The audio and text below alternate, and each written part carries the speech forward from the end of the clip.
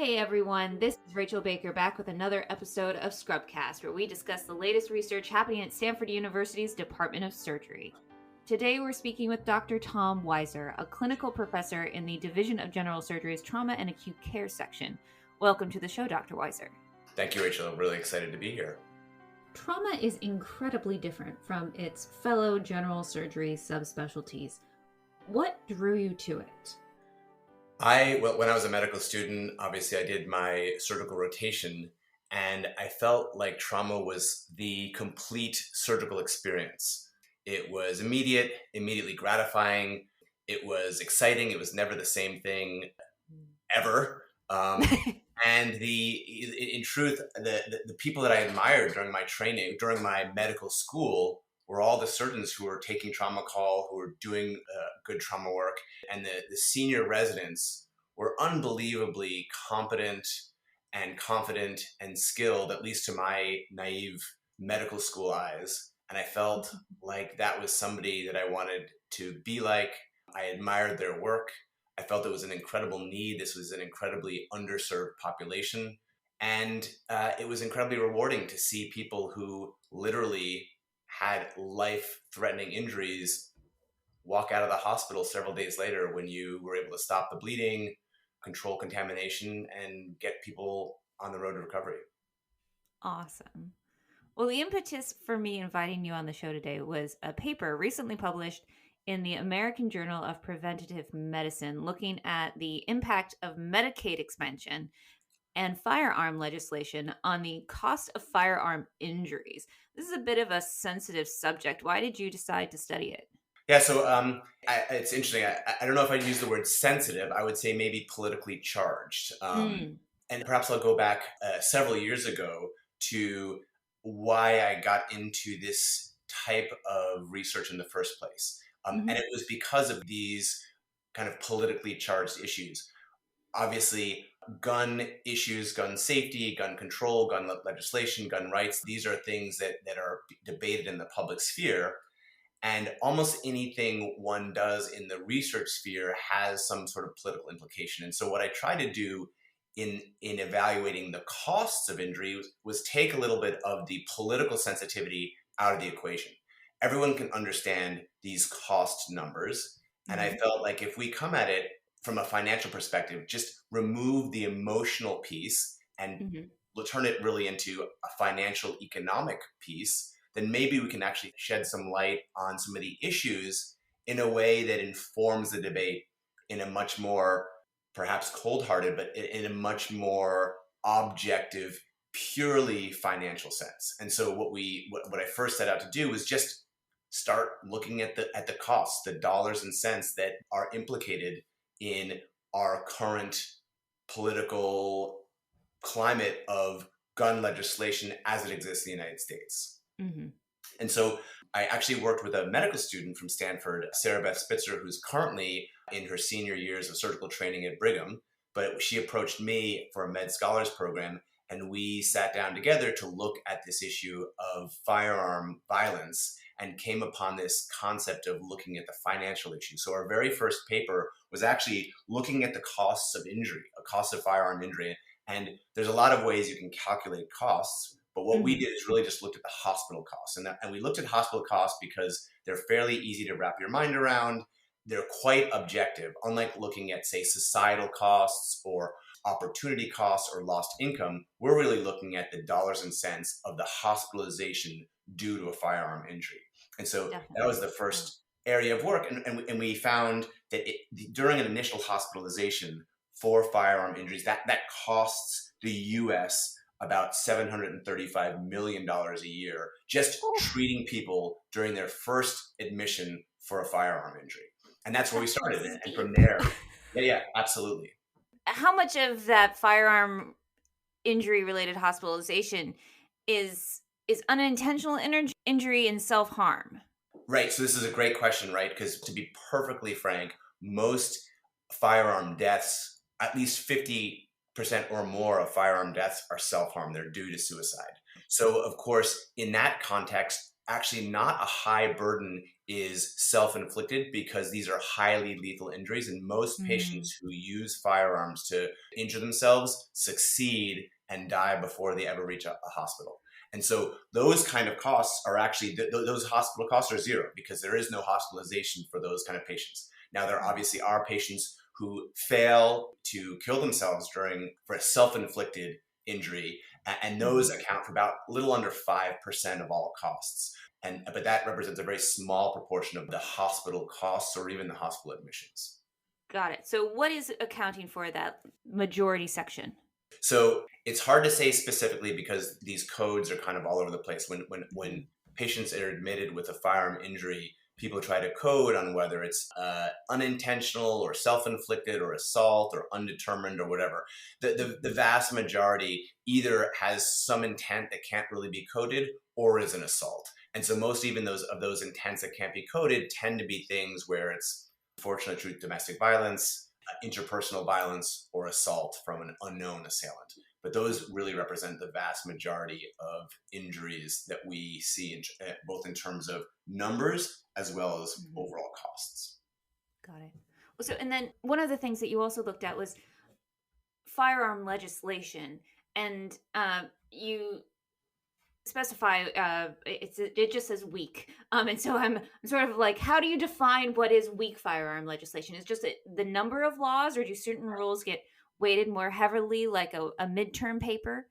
Yeah, so this was actually extension of the original work, because what we were, as we started calculating these firearm costs, or these hospital costs for due to firearms, we started looking at, well, there are policy implications to this, and Mm-hmm. obviously the expansion of the Affordable Care Act presented an opportunity to evaluate how government insurance schemes change the proportions of who's paying for what. So just by way of background, when we did our original study, most of the costs of care tended to be borne by government payers. So either the Got it. federal government or state governments through Medicare or Medicaid services. And this was before ACA?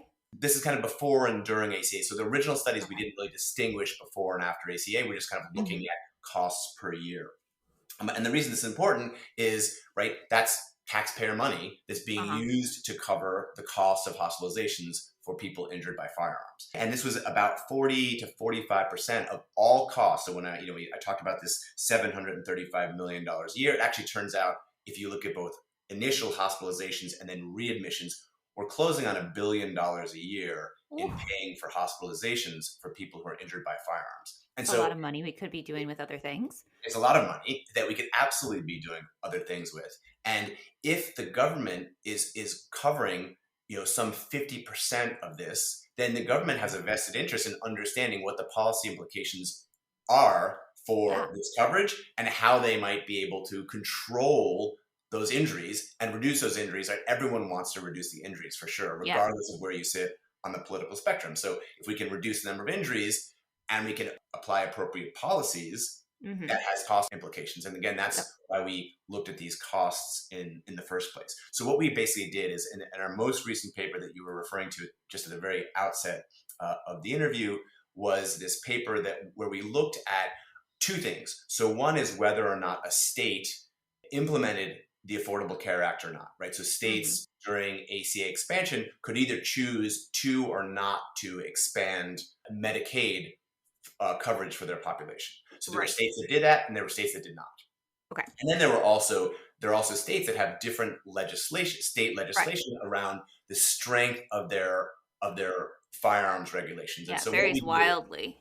right, varies wildly. You're right, and there's no great perfect score for it, but probably Hmm. the best is Gabby Gifford's program, and also the Brady program, looking at, they basically score states from A to F with respect to their policies regarding the ability to kind of the unfettered ability or access to firearms. And so states that have an F grade basically have very, very open, highly accessible guns available to the public, Mm. and states that get an A have a much stronger regulatory environment around who can own and purchase firearms when and under what circumstances. And so what we Got it. basically did is we just divided states in two. You either got an F or you didn't get an F. So when we say weak firearms, you got an F on the Gifford score. And if Okay. you are not weak, you are anything that's not an F. Okay. Yeah. Solid. Okay. And so then how did those, I guess, letters, those grades affect how much the government was paying for firearm related injuries and So, hospitalizations? it turns out there's kind of three buckets of states. So there are the Okay. states that expanded Medicaid and Okay. have strong legislation. Okay. There are states that had weak firearm legislation, so in other words, the F grade, but also expanded Medicaid through ACA. And then there are states that had weak firearm legislation and didn't expand Medicaid under the ACA. So it turns out that there are no states with strong firearm legislation that also did not expand Medicaid. So those are the three groups. So regardless of where you are on gun legislation, when you expand Medicaid, the proportion of patients who are injured by firearms and are covered by government insurance schemes go up. So it turns out that goes up by about 15 percentage points. So in 2013, about 40% of all patients injured by firearms were covered by some federal or state insurance scheme. By 2016, about almost 60%.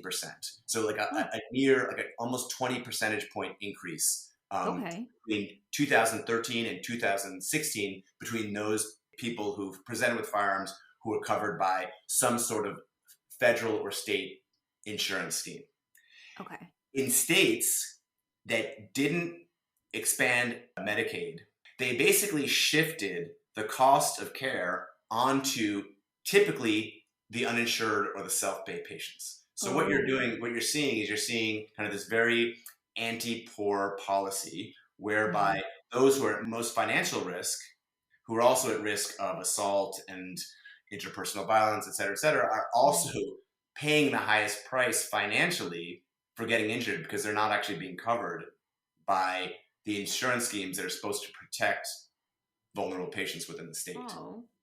And that's particularly true in states with the weakest gun legislation. And the interesting thing, and this perhaps the infuriating thing about what we were trying to do or determine with this paper is in states that have weak legislation and don't cover their population through a Medicaid scheme, basically the states are shifting the costs of care for their own policy onto those patients who are injured by firearms. So they actually don't have a financial incentive to change their regulations because for them, it doesn't matter because the taxpayer is not on the hook for it anyway. That's not entirely true because obviously hospitals still need to pay their bills and there are these kind of payback schemes where counties and state governments will pay back safety net hospitals for indigent care. But you can see how there's this disconnect between what the policies that are being created and then how much a state is on the hook for their own policies that they're creating in terms of their financial obligations. I get it. This is very interesting. Okay, so but now that you've got all of this research and you've seen all of this, the results, where do you go from here? What's the next step?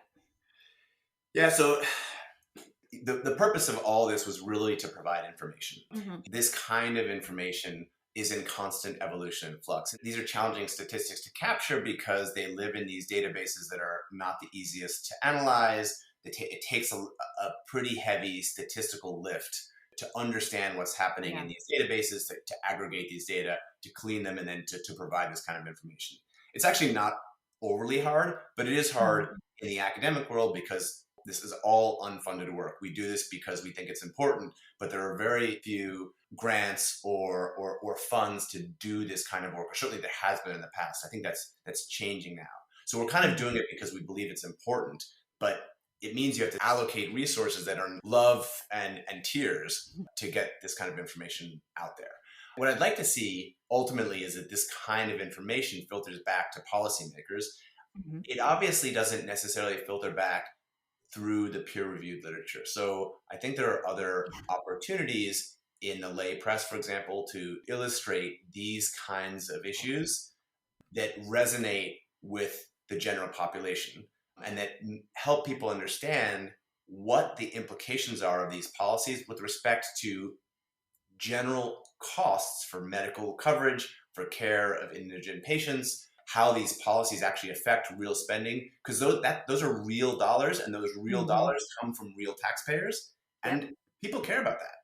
Yeah, definitely. Well, let's talk about your team here. And you mentioned that you were working with a medical student who's now, I think you said at Brigham.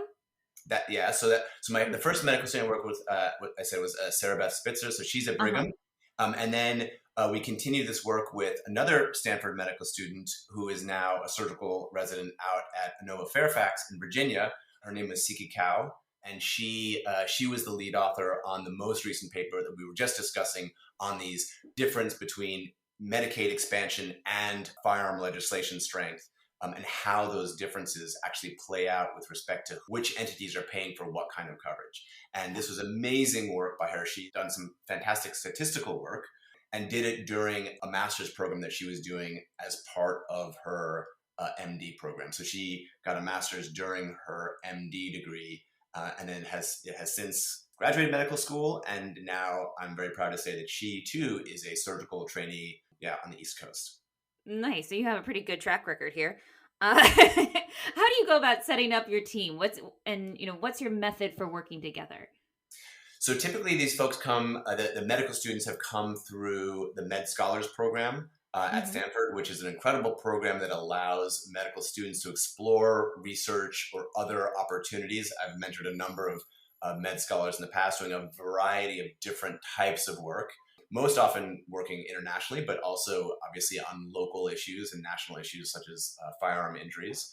And so typically the method of working is somebody will approach me with interest in some topic, typically around firearm violence and gun issues. And so Mm-hmm. we'll work out a mechanism for what we want to do, how we want to do it, and then what their specific skill sets are and how they apply their skill sets to particular types of data. We will frequently have a very structured process for evaluating the data. I work with Lakshika, who is in the Department of Surgery, Mm-hmm. who is a wonderful data analyst who helps pull data together, clean some of the data, get it set up for analysis. And then, of course, working with other collaborators who it's always nice to have other folks who put eyes on the program and think about these kinds of issues. So David Spain and Joe Forrester and Christian Stoudemire, others Mm-hmm. who kind of think differently and then allow, provide Yeah. some other perspective, because sometimes one loses the forest for the trees. Nice. Well, but you don't just do firearm work. You are also really big in the global engagement space. So that's definitely one of my primary interests and thrust areas. So yes, I am the director for global engagement for the Department of Surgery, and we are really promoting Stanford efforts to engage with the global community with respect to surgery. This has been a passion and a focus of my career since I was an MPH student way back during my surgical training. Took a few years off, first to get my MPH and then to work with Atul Gawande and the WHO to create the surgical safety checklist. And since then, a lot of my focus has really been around safety, quality improvement, systemization of care, and compliance with best practices. Awesome. Great work. Well, time flies when you're saving lives, and we are almost out of time here. So I'd like to move on to a couple of questions that we ask every guest on the show. Who is a surgeon you admire and why? So one of my heroes is a surgeon named Selwyn Rogers. He's a surgeon at University of Chicago. He's actually one of my mentors at Brigham, which is where he was trained in Boston. And he was brought to the University of Chicago when they opened their trauma center. And he's a hero because at the time, the University of Chicago, which is situated in the South Side, didn't have a trauma center and were not serving their community in the South Side of Chicago. So patients who are injured, and it's a highly violent area, unfortunately, those patients were being transported 20, 25 minutes away to Cook County and other facilities when there was a hospital basically on their back door that didn't have a trauma center. So Selwyn was hired to build that trauma center. He's done an amazing job.